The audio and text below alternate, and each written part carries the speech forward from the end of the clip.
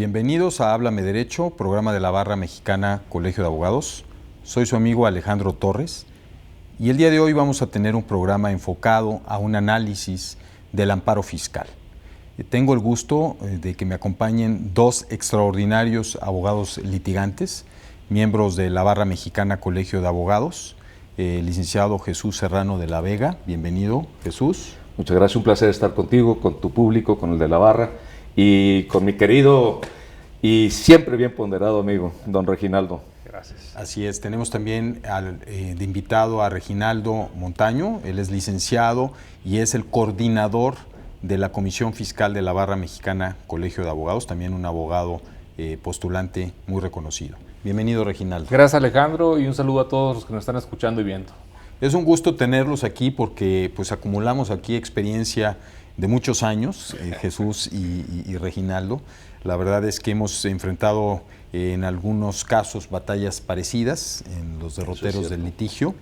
Y bueno, pues el día de hoy lo que queremos compartir con ustedes es un análisis de qué ha pasado con esta figura del amparo fiscal, que ha sido muy polémica y de hecho ha sido criticada recientemente en algunos intentos de reforma constitucional y legislativa.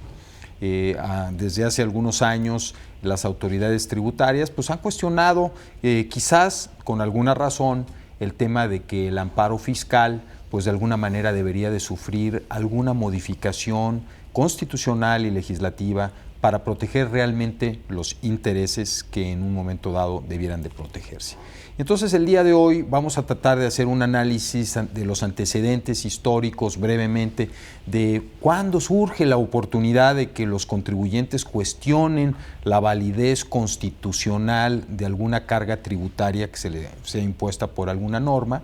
¿Qué ha pasado? ¿Cómo se ha utilizado esta figura jurídica con el devenir de los tiempos? ¿Cuáles han sido los criterios que la Suprema Corte de Justicia de la Nación ha ido fijando en la interpretación de las normas de la Constitución que establecen los requisitos o las garantías tributarias, como se le conocen en la jerga de los abogados especialistas en la materia? Y también, ¿qué ha pasado con lo que las autoridades incluso han llamado el abuso de esta figura jurídica a través de los amparos masivos contra las leyes fiscales? También veremos si los efectos de las sentencias de amparo realmente cubren lo que en un momento dado debería de ser la protección de los intereses del contribuyente, pero tratando de encontrar un equilibrio precisamente entre el contribuyente y la hacienda pública. Bueno, después de hacer un análisis de esta naturaleza, empezaremos quizás a ver si hay verdaderamente una equidad procesal entre las partes, porque pues evidentemente los contribuyentes se enfrentan al poder del Estado, que es pues propiamente quien discutió, quien expidió y quien ejecuta las leyes, y que desde luego tiene también interés en la recaudación de estas contribuciones, y en caso de un litigio pues también el poder del Estado se hace sentir de manera muy diferente a lo que es un litigio entre particulares. Analizaremos la conveniencia de que haya reglas quizás más convenientes y más parejas para el litigio de esta manera. Y finalmente, si nos da tiempo, trataremos de cubrir el tema de si las personas morales, conforme a lo que resolvió la Corte, tienen o no derechos humanos, y si hay derechos humanos en materia tributaria, y la nueva ley de amparo. Creo que es muy ambicioso el programa por los temas, pero iremos tratando los que se puedan para tratar de transmitirles, y si es necesario grabar un programa adicional, lo haremos con mucho gusto para tratar de cubrir todos estos temas. Simplemente les quiero decir que estamos grabando en la Biblioteca Salvador Urbina y Frías, sede alterna de la Suprema Corte de Justicia de la Nación. Entonces iniciaremos, Jesús, si te parece, si pudiéramos ir platicando en este orden de los antecedentes del amparo fiscal y dónde estamos parados ahorita después de la evolución que ha tenido en lo que tú creas que valga la pena resumir. ¿Cómo no? En el caso es mucho lo que hay que decir y muy poco el tiempo disponible, entonces haría una semblanza excepcionalmente breve, si les parece, a este respecto. Como ustedes saben, el juicio constitucional mexicano nace como una queja administrativa, era un procedimiento administrativo en inicio, y esto explica específicamente en general el por qué los términos que se utilizan técnicamente dentro de la propia aproximación que hacemos los que a ello nos dedicamos respecto a este procedimiento. En concreto era una queja administrativa y específicamente de ahí el nombre del quejoso por parte del actor constitucional, que por definición es un gobernado, de la autoridad responsable del hecho o acto que motivaba la queja, que se tenía específicamente que tramitar un procedimiento excepcionalmente breve, en donde en particular con ausencia de las mayores formalidades se llegaba a la determinación en función de una resolución acerca de si la autoridad responsable de la violación sufrida por el quejoso efectivamente violaba o no la Constitución. El juicio evoluciona, ya es más que sesquicentenario, y en el caso ha sido reglamentado por lo menos 4 constituciones de la República, específicamente por más de 9 ordenamientos que han tenido que ver no con leyes específicas en principio, sino con determinaciones que eran de un segundo orden, según he referido de su historia, de su propio nacimiento administrativo, pasando por códigos de procedimientos civiles federales, hasta llegar en forma moderna a la ley de 1936. En el caso concreto, en materia tributaria, es famoso en general el que se conoce como criterio o tesis Vallarta, que en realidad es bastante menos conocido en profundidad de lo que verdaderamente corresponde, sobre todo para aquellos que hemos leído con cierto detenimiento sus votos. Nos damos cuenta que se hacen determinadas aproximaciones que no son exactas. Diría, sin embargo, en el curso del siglo XIX, el criterio que prevalecía, fundamentalmente por razones que ahorita no viene al caso que cite, es que en materia tributaria en general, no estoy hablando solamente de impuestos, pero tengamos en mente que de esto hace 100 años, en particular la forma en la que los contribuyentes gobernados que se estimasen lesionados por cualquiera de estas cargas impuestas para satisfacer los gastos públicos, tuviesen que acudir a las urnas para dirimir allí los diferendos con el legislativo que los expidiera. Esa es, grosísimo modo, la que se conoce como tesis Vallarta, pero se produjeron sentencias constitucionales, concesorias del amparo, respecto a una serie de tributos en donde destacan fundamentalmente los que tenían que ver contra la industria textilera, básicamente asentada en Puebla y en la región de la entonces Ciudad de México. En el caso, el criterio evoluciona en función de que específicamente se admite en principio que no son justiciables las violaciones que fueran aducidas por quejosos en materia fiscal respecto de actos propiamente legislativos, y en el contexto se llega a un momento determinado dentro del siglo pasado, en los años 50, 60, en los 1950, 1960, hace apenas muy poco, en donde finalmente la Corte admite, primero tímidamente y luego con franqueza, que efectivamente la violación de lo que entonces se denominaba técnicamente garantías individuales en materia tributaria era posible, y en el caso particular justiciables los actos de orden federal o local que en estos terrenos tuvieran que ver con violaciones sufridas por los gobernados. En el caso, la Corte construye jurisprudencialmente todo un edificio complejo, sólido, progresivamente especializado, en el que se van desarrollando al principio con poca aproximación de fondo, pero luego en forma intensiva y precisa, los criterios judiciales que van determinando absolutamente el modo de entender en México la constitucionalidad de los tributos. Me acuerdo perfectamente de las tesis fundamentalmente de 1984, en donde el Pleno por primera vez, a propósito de un problema que ahora se vive, que es el de la no deducibilidad de cuotas obreras pagadas por los patrones en tratándose de aquellos que percibieran salarios superiores al mínimo para efectos de impuestos sobre la renta. Estamos hablando de un problema del artículo 27 de la ley de 1964. Concretamente se establece una primera aproximación distintiva de lo que eran los principios o garantías de proporcionalidad y de equidad tributaria. Luego se profundiza de manera excepcional, se llega en el curso de 2005 a 2007 a una interpretación incluso negativa de lo que es garantía de legalidad, garantía de equidad y específicamente proporcionalidad tributaria,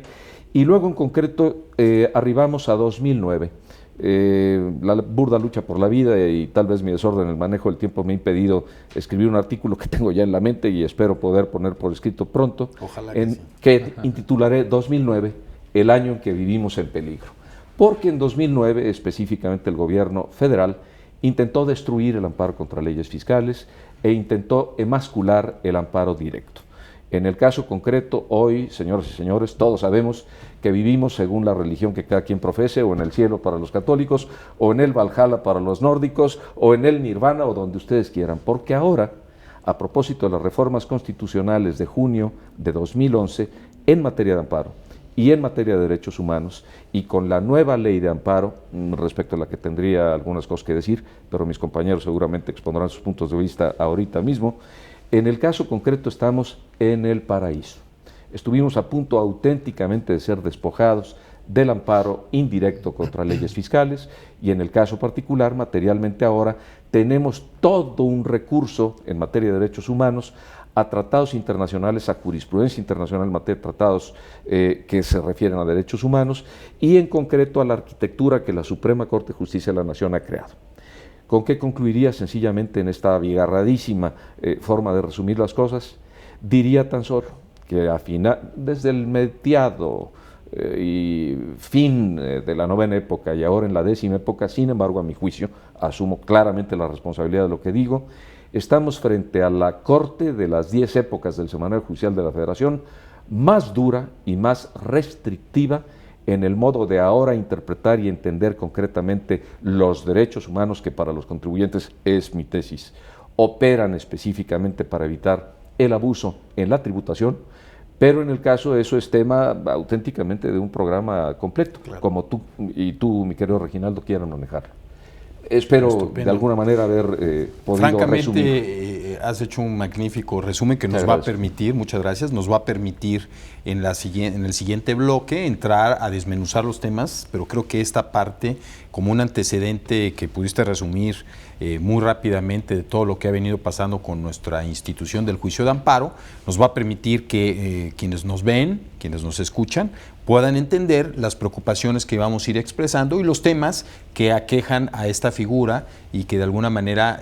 quizás hagan reflexionar sobre la posibilidad de una reforma adicional sobre los efectos de las sentencias de amparo en materia fiscal, que ya les platicaré yo una tesis y me gustará escuchar pues la opinión de tan distinguidos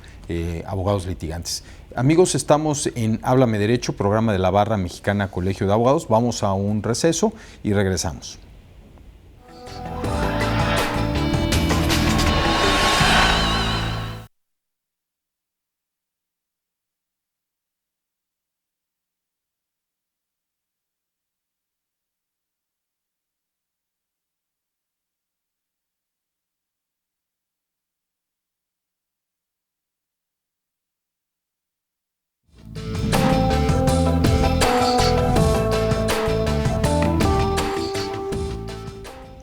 Estamos de regreso en Háblame Derecho, programa de la Barra Mexicana Colegio de Abogados, y estamos hablando del amparo fiscal con dos distinguidos abogados postulantes, integrantes de la Comisión Fiscal de la Barra Mexicana Colegio de Abogados, Jesús Serrano de la Vega, quien ya escuchamos hace un momento en el primer bloque, y el licenciado Reginaldo Montaño, coordinador de la Comisión Fiscal de la propia Barra. Reginaldo, después de este magnífico resumen que nos hizo Jesús, me gustaría que pudiéramos ir entrando a los temas que comenté, en qué ha pasado del 2000 para la fecha. Y yo digo 2000 porque recuerdo que fue muy emblemático la oleada, por llamarlo de alguna manera muy popular, de todos los amparos masivos que empezaron a haber como consecuencia pues, de todas las reformas legislativas que se fueron incorporando como consecuencia de una economía en crisis, en donde la creatividad del Poder Legislativo verdaderamente nos llamó la atención. Se empezaron a crear impuestos y a modificar los ya existentes, desnaturalizándolos, como el caso del IVA en el acreditamiento, y esto generó pues una reacción de los contribuyentes, y me gustaría que tú, que eres un abogado que te tocó vivir esa experiencia en una firma muy prestigiada en donde estuviste litigando,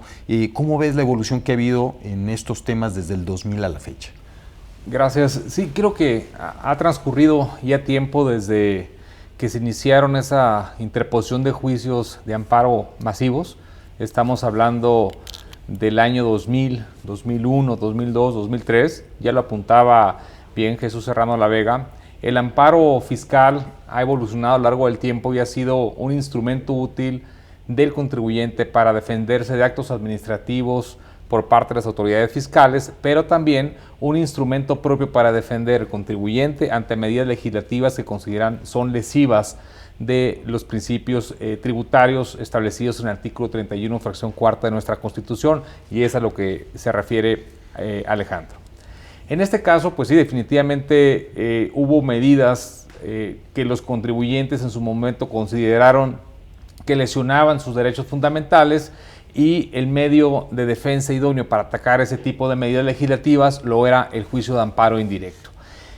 Yo siento que fue una cultura que se creó alrededor de los contribuyentes el que ante una reforma fiscal de tal magnitud como la que vivimos en los años ya mencionado, recurrieran al juicio de amparo para oponer sus argumentos en contra del contenido de esas reformas, que dicho sea de paso, si son reformas fiscales, pues su principal ingrediente es de que tienen como trasfondo el generar una mayor recaudación para el Estado mexicano. Y aquí encontramos un problema que ya lo apuntabas tú, porque cuando la Suprema Corte de Justicia de la Nación entra al análisis o el escrutinio de las leyes y a contrastarlas con esos principios constitucionales, pues no únicamente se detiene en si la norma es constitucional o inconstitucional, sino también los posibles efectos derivados de una sentencia de amparo, pues no únicamente visto el quejoso, sino también visto el erario o las finanzas públicas, que pudiese impactar una sentencia de amparo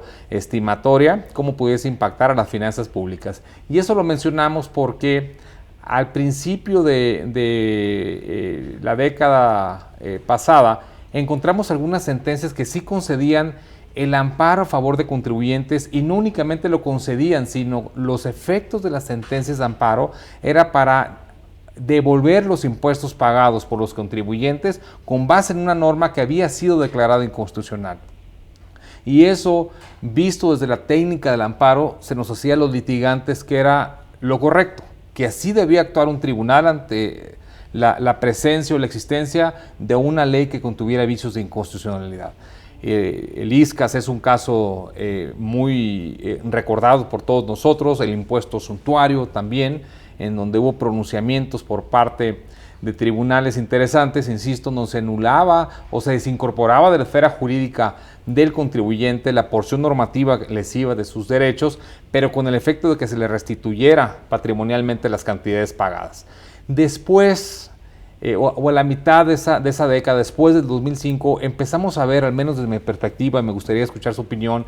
empezamos a ver una labor jurisdiccional un poco distinta, en donde en algunas ocasiones sí se dictaba la inconstitucionalidad de alguna norma aprobada con el Congreso que a juicio de nosotros litigantes en técnica resultaba inconstitucional. Sin embargo, el impacto de esa declaratoria de inconstitucionalidad no necesariamente era la devolución de impuestos a favor de los contribuyentes. Por ejemplo, cuando viene la reforma del costo de lo vendido en la ley del impuesto a la renta,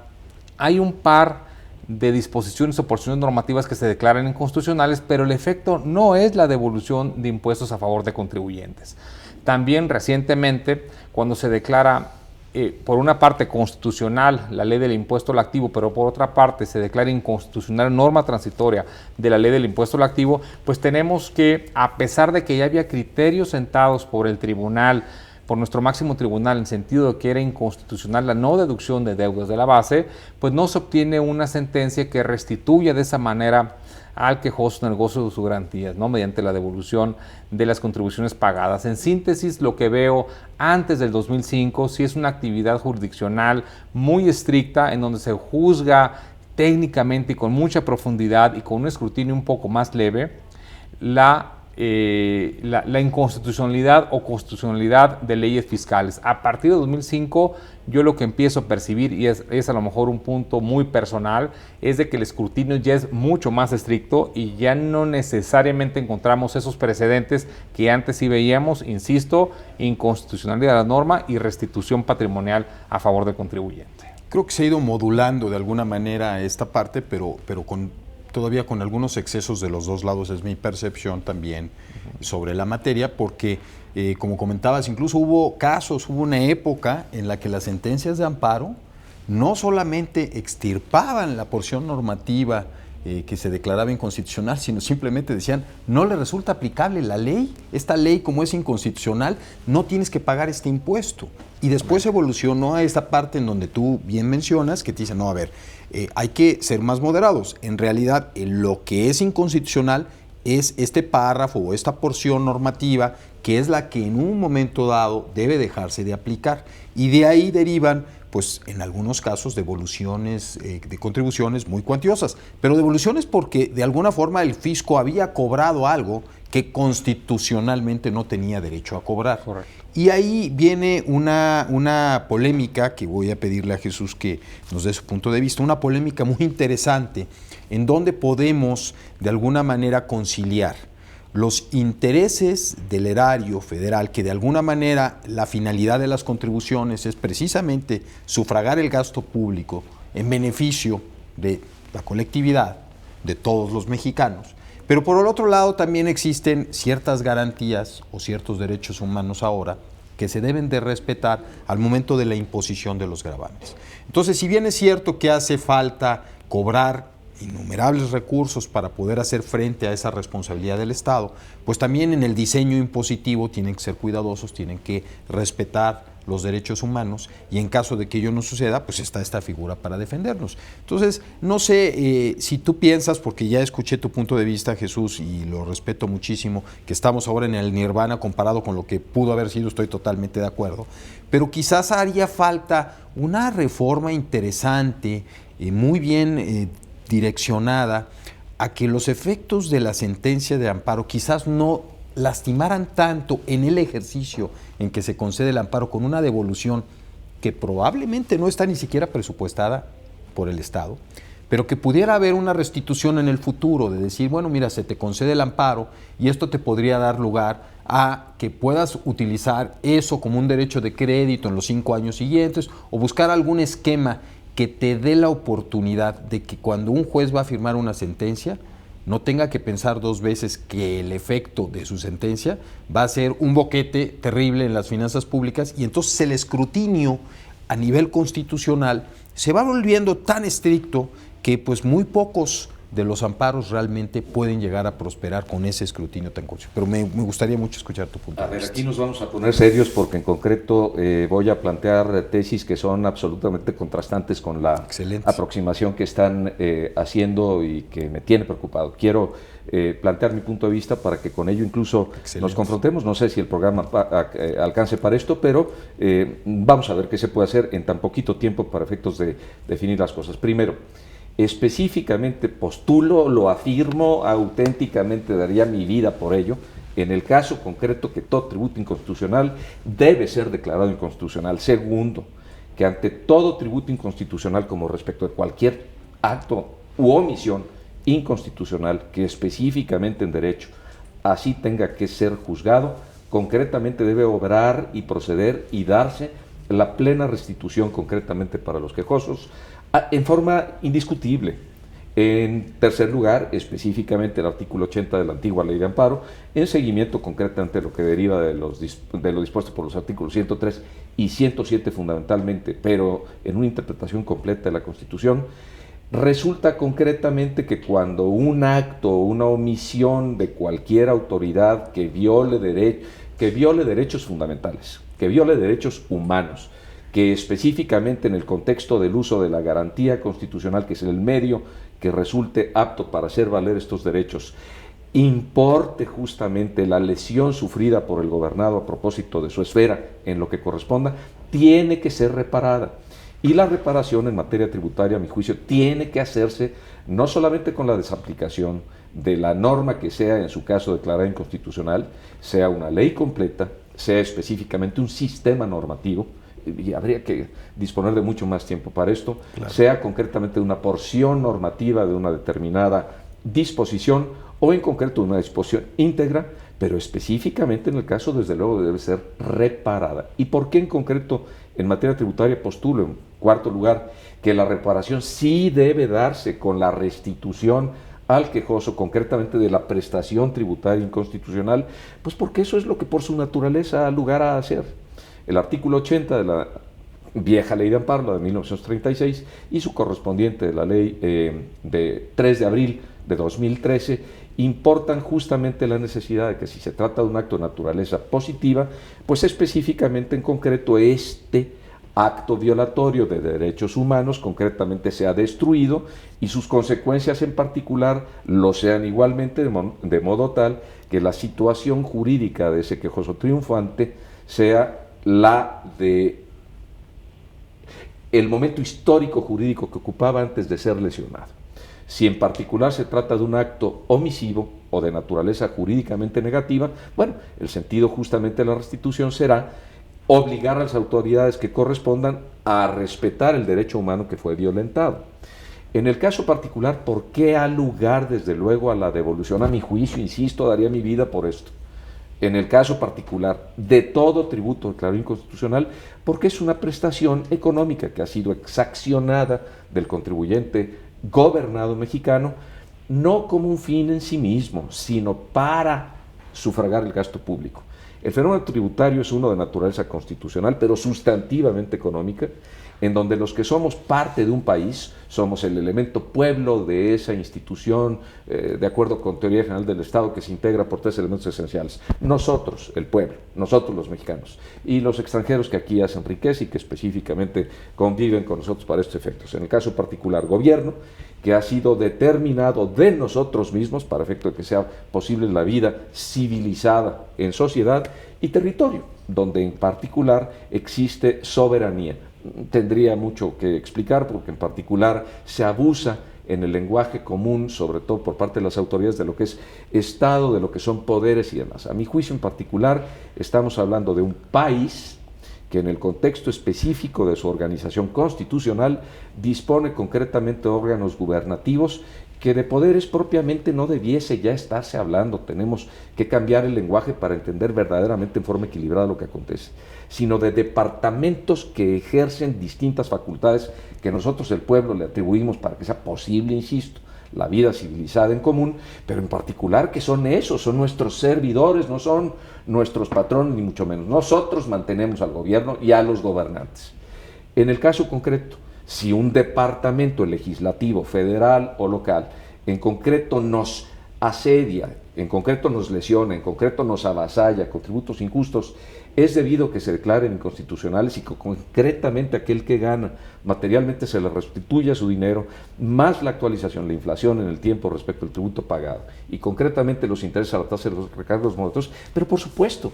esta era una de las falacias en 2009, concretamente de la intentona de destrucción del amparo indirecto contra leyes, suscitando incorrectamente, eran falsedades de derecho comparado, que en otros sistemas concretos distintos del mexicano, solo el mexicano era el que correspondía a una restitución de esta naturaleza. Eso es falso. En concreto, quien conoce el sistema español, lean por favor la Constitución española y específicamente en el caso particular, vean las sentencias del Supremo Tribunal de Justicia y de la Corte Constitucional Española, dan lugar efectivamente a la reparación de la violación constitucional con la devolución del dinero y el pago concretamente de los accesorios. La posibilidad concreta de que una corte o un tribunal constitucional o una sala constitucional de un tribunal o sala administrativa o un tribunal constitucional determine que los efectos de sus ejecutorias en materia tributaria puedan tener determinados periodos para hacerse valer y que concretamente la norma puede entrar específicamente, la norma derivada del fallo constitucional, en forma concreta, para beneficio de toda la república, país o nación centralizada de que se trate, según el modelo constitucional que cada quien haya elegido,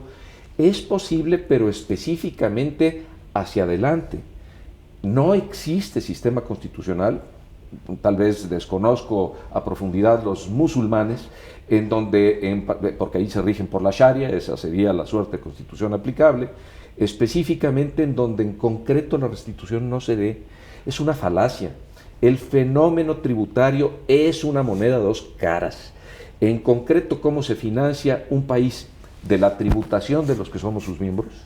específicamente del empréstito público,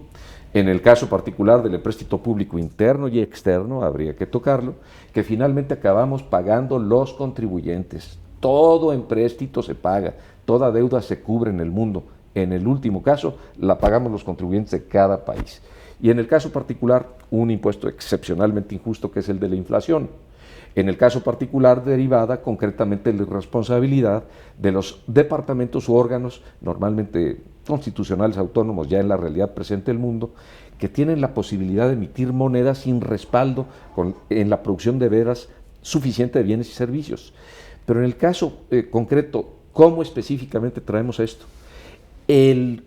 tributo que específicamente por cumplir con la Constitución y con las leyes, porque es nuestra obligación tributar para sufragar el gasto público, así de la Federación o del Estado, del Distrito Federal y municipio en que residamos, según lo que dispongan las leyes, en forma proporcional y equitativa, según lo que dispongan las leyes, es un derecho humano, a mi juicio, absolutamente no solo protegible, es de gente decente entender que específicamente para que a alguien le quites su dinero, le tienes que oír y tienes que tratarlo con justicia en ello, máxime en terrenos públicos. Específicamente hay algo que justificara concretamente que a quien se le exaccionó contra la Constitución no se le devolviera el dinero de ninguna manera. Y en general en los sistemas constitucionales del mundo al que gana el juicio se le restituye. Las cortes constitucionales o salas constitucionales o tribunales constitucionales pueden tomar decisiones respecto a los efectos generalizados según su sistema jurídico, pero sin dejar jamás de restituir al quejoso o al gobernado que ha sido triunfante en esto. Eso sería un abuso terrible. En fin, tendría que poner ejemplos para hacerlo más gráfico, claro, pero creo que con esto he planteado mi posición. No gracias. Sé si ustedes coinciden con ella. Gracias, Jesús. Incluso simplemente comentar que hace unos días el equivalente de la Corte Suprema de Noruega acaba de declarar inconstitucional un impuesto indirecto y obligó al gobierno a restituir con la devolución y los accesorios correspondientes al contribuyente que obtuvo una resolución favorable. Entonces, un ejemplo más de que no somos los únicos que contemplan. Pero es que todas las cortes, por Dios, en 1915 fue declarado inconstitucional el impuesto sobre la renta de Estados Unidos. En el caso particular, todas las cortes españolas, el sistema, por ejemplo, costarricense es una verdadera maravilla de adelanto. En el caso particular, la Corte colombiana, en el caso concreto, El Salvador, específicamente, Brasil, en fin, es un fenómeno. El Consejo de Estado en Francia es un fenómeno generalizado. ¿Por qué? Porque en concreto lo que ocurre es que específicamente de acuerdo con la naturaleza humana, quien dispone del poder tiende a abusar de él. Ya lo decía Lord Acton, el poder corrompe y el poder absoluto corrompe absolutamente. Cuando en particular quienes como gobernantes disponen de recursos públicos derivados de nuestros bolsillos y trabajo decente, en el caso concreto lo tienen sin suficiente transparencia, sin suficiente presión para rendir cuentas, sin medios jurídicos y sin un pueblo vigoroso que exija concretamente responsabilidades, se lo roban, lo dilapidan, específicamente lo mal utilizan. ¿Cómo demonios concretamente vamos a permitir que si específicamente de nosotros se obtiene un tributo inconstitucional, para eso no se nos vaya a restituir concretamente con la devolución, responsabilizando a quien corresponda del daño que se le ha hecho al erario? Es que se ha malentendido aquí, en fin, no sé a dónde vaya a dar después de este programa, pero el caso específico es, caramba, específicamente tenemos que hablar de este modo los gobernados contribuyentes, porque si no, nunca se va a decir cómo se tiene que plantear. El tributo es para sufragar gasto público y el gasto público es para producir servicios públicos y eso se tiene que hacer con decencia, con conocimiento de causa, específicamente con paciencia del pueblo, pero con responsabilidad del gobierno. Sí, en fin. Totalmente de acuerdo. Pues mira, vamos a dejar este bloque ahí con una reflexión final para después regresar con Reginaldo, y es el tema de si la nueva ley de amparo, en donde en un apartado correspondiente hace referencia a los efectos que puede imprimir en sus sentencias de manera sustitutiva el Poder Judicial, que es una rendija que a mí me preocupó y que la expresamos en su momento cuando se estuvo discutiendo, en donde cuando es muy oneroso para el Estado dar cumplimiento a la restitución, Claro. puede fijar alternativas viables para ello, que es un tema en el que pues tendremos que ver si lo aplica y cómo lo aplica el Poder Judicial. Amigos, estamos en Háblame Derecho, programa de la Barra Mexicana Colegio de Abogados, hablando del amparo fiscal. Soy su amigo Alejandro Torres, vamos a un corte y regresamos.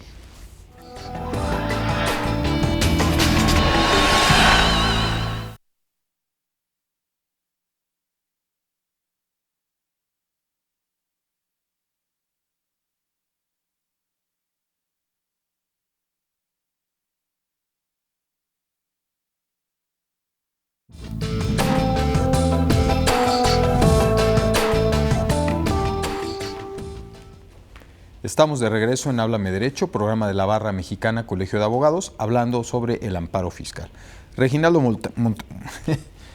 Córdale, ¿no? Montaño. Se me hizo ahí bolas el engrudo, venga.